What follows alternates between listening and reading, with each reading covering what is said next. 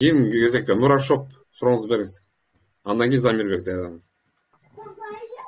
Саламатсыздарбы? Мен эме сурайын дегем, 17 декабрда Сахарова барып продление жасатып келдим да, медосмотрун өтүп келдим. Анан 24 мен только воскресенье выходной магач, анан 24-үнө бара албай калдым, бошобой. 31-inde эми иштебейт да барсам. Анан эмки жолу бир айдын ичинде барып алса болобу результаттарын? Эч нерсе болбойт болду экенби? Пока тигерки результаттар чогулуп кетиптир, бербей коюптур деп уган элекмин. Даже былтыр регистрация ошоки немеге барып, баягы немеден өтүп коюп, мен осмотрдан барып, быйыл барып алып атышат го кээ бирлер.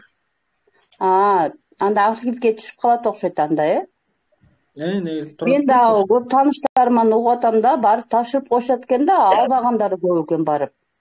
Негизи алыш керек, алыш керек. Негизи алыш керек, ооба. Мен законно жүрөйүн деп ошо продление жасап келдим да, медосмотрдон өтүп. Анан дагы бир суроом, ушул продлениега барбай атышат көбү, мен билишимчечи, өтпөй атышат да.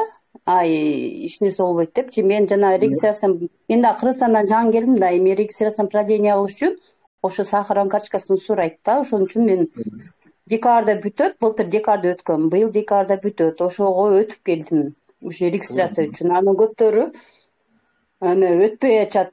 Ал учурда алар эмне болот? Мисалы үчүн менин кызым да ошо барбай атат да, барбай. Не хочу, мама. Надоело, ушу документтер ушулардын деп ушундай айтып атат.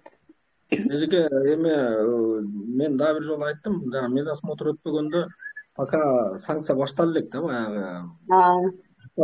Бирок эми азыр неме орустар бат эле аны жолго салып койсо, эртең депортация болот. Рахмат. Жок болмосо. Замирбек бериңиз. Assalomu alaykum. Men berey degan surovat жаңы reja berib qo'ydi da, men da o'sha былтыр o'tkazgan dekabrdachi. Анан быйыл дагы обязательно барышым керекпи, же барбай эле койсом болобу деп эртең майда кетем да Кыргызстанга. Медосмотрдан өтүш, мындайча айтканда, эме айтат го, парс, өтүшүңүз керек обязательно. Эгер өтпөсөңүз, мыйзам чегинде, эгерде өтпөсөңүз эртең депортация болосуз. Ал основание для выдворения. Анда мен депорт кылам ошондо эртең майда кетсемчи. Былтыр декабрда барган, быйыл бүттү да эми. Замирбек дагы бир жолу айтам да, азыр прям вот милициялар ошоки медосмотрдан өтпөй калыптырсың деп кармап депортация кылып баштай элек. Но ал бир күн болбосо бир күн келет да. Түшүнөсүзбү? Ал эми өткөндөн эмне заркан качып атасыз? Майдан кийин 6,5 миң акчасы да. Акчасы. Жок. Эртең майдан кийин кетсеңиз деле кайра иштешиңиз керек болот да. Ошо кайра майда кетсем кайра келип эле бир жолу өтсөмбү деп эле ошентип жүргөм да. Өтүп коюп кетсеңиз, сиз кайра келип, кайра кийинки декабрга чейин жүрөсүз да. Ошоки действительный болот, ошо декабрга чейин. Рахмат. Хорошо. Нур бердиңизби сурооңузду? Гүлбарчын бир аз туруп турасыз. Нур болсо бериңиз. Гүлбарчын берсин. Мен деле ушу Сахарова боюнча сурайын дегем. Мен дагы ошо 6 ай суроого өтүп кетип, анан меники өзү июнда, июлда бүткөн да, ошо боюнча кече 24-ндө барып тапшырып келдим. Жакшы эле эч нерсе деген жок, эми просто натыйжасы кандай болуп калат деп кыжалат болуп атам. Анан дагы бир вопросум. Шек санай турган нерсе барбы? Оор дартыңыз барбы? Жок, Кудай сактасын, эчтеке жок. Просто 6 ай суроого өтүп кетти деп атам да, суроогунан эле кыжалат болуп атам. Анан дагы бир суроо, мына черный списокко түшүп калат, экстраф бар дегендерге, ошол черный списокко түшсө, ошол канча суроого канча болот, канча күнгө түшөт, ошол боюнча сурайын дегем.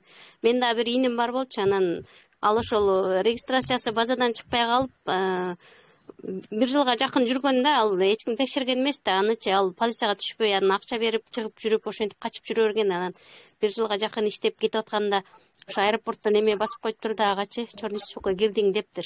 Бирок паспортко эчтеке баскан жок дейт. Анан текшертирсем жакшы чыкпай атат, мен точно биле албай атам. Ошону суроо канча болот экен, билип бербейсизби деп атат да.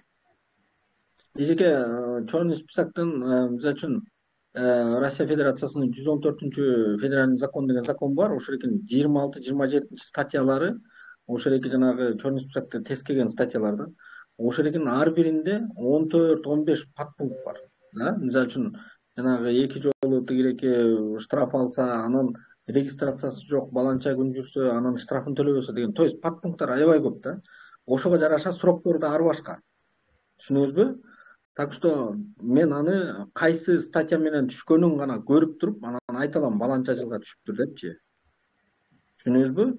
Ал жерде аябай подпункттар көп. Мисалы үчүн, кээ бирөөлөр 3 жылга түшөт, кээ бирөөлөр 5 жылга түшөт, кээ бирөөлөрү бессрочный түшүп калгандар бар. Срогу жок. То есть ал определенный иш кылыш керек, ошол экинде анан чыгат да. Например, жанагы штраф алып калганда, штрафтарын төлөбөй жүрө берет, мисалы үчүн да. А төлөбөй жүрө берсең, тигиреки срогу бүтпөйт. Тура берет. А штрафын төлөбөйсөң, сразу чыгарып берет. Черный списоктон. Так что ушуна ар түркүн. Так что аны эниңиз биринчи текшертириш керек.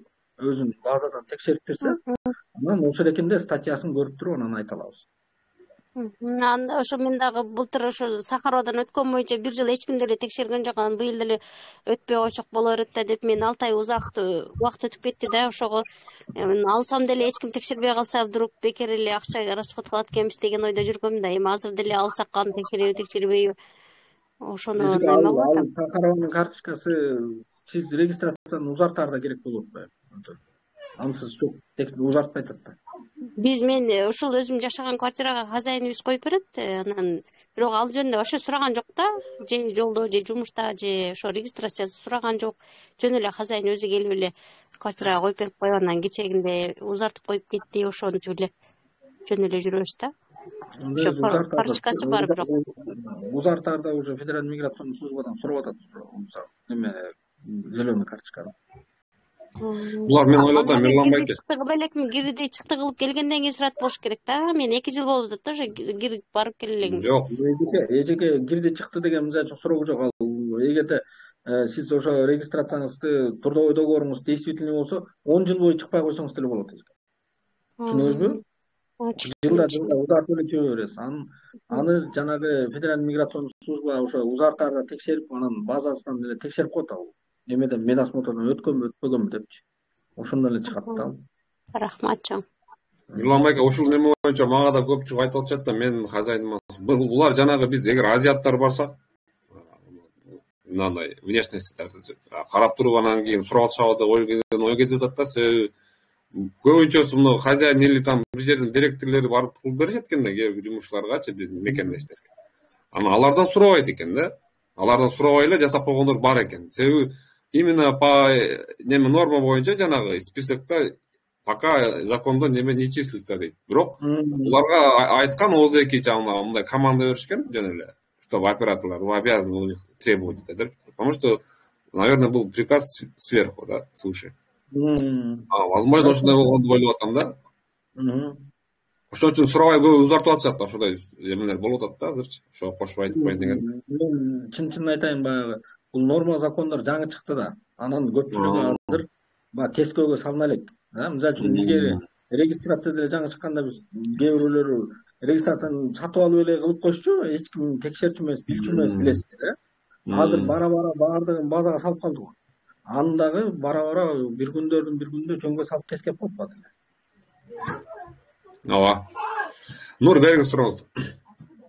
Ассаламу алейкум. Алейкум ассалам.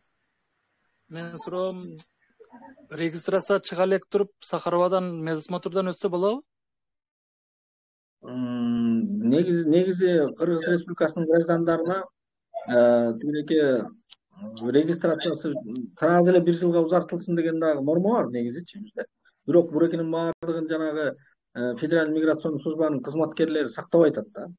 Ошондуктан азыркы учурда Сахарованын требовать эткени биринчи очередь регистрацияны кылып, анан келип Сахаровадан өтөсүң деп требовать этип атат. Так что регистрацияны өтүш керек биринчи.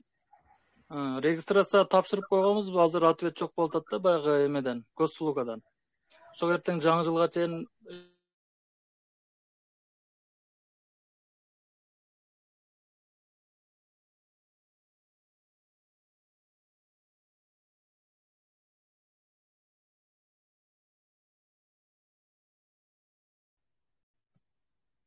Нур, сиз ФМСке барыңыз. ФМСке барып эле жанагы бланка толтуруп ошол жерден өзүңүз барган хозяйкасы жок 3 айлыкпы? Берет.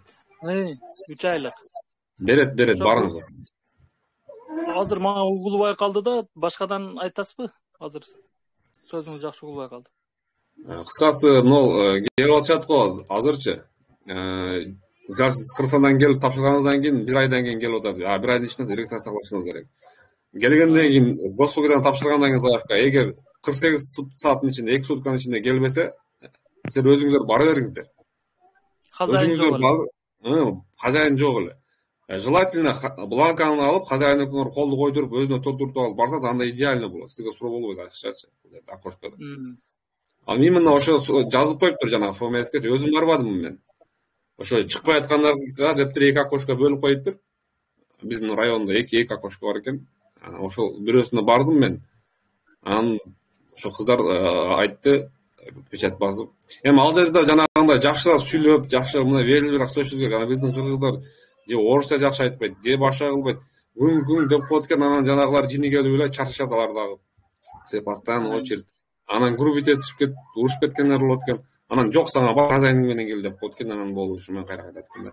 Барып эле мындай можно деп ушундай вежливый сурасаңыздар, даже мен хозяйкамдын колу жок эле айтты, кол койдуруп алдым, печать басып берем деп. Ошондой болду да. Кече тапшырылганда госуслугадан. Да, 2 күн 3 күн өткөлө. Анан баргыла. Регистрацияны алып, анан Сахаровага барыш керек экен да, онда. Обязательно. Ошо регистрацияны сурап, мен да кече повторно өткөндө регистрацияны сурады.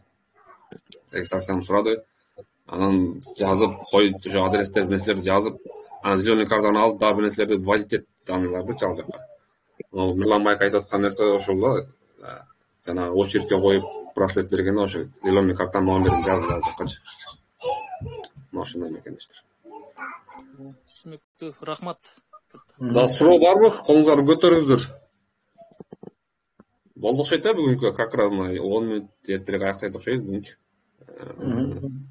Көпчүлүк мына Мирлан Майка байкадыңызбы? Адамдар информация алган келип башташты да. Ушул өтө жакшы. Суроолор азыр берилип атат, азыр 10 адамдай эле суроо берди да. Калганы просто маалымат алганы келип атат. Менимче биздин иш мына туура жакшы немене кетти.